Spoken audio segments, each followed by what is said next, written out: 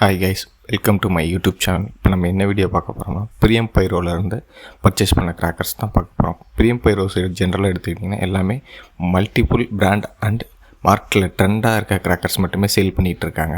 வாங்க பார்க்கலாம். இப்போது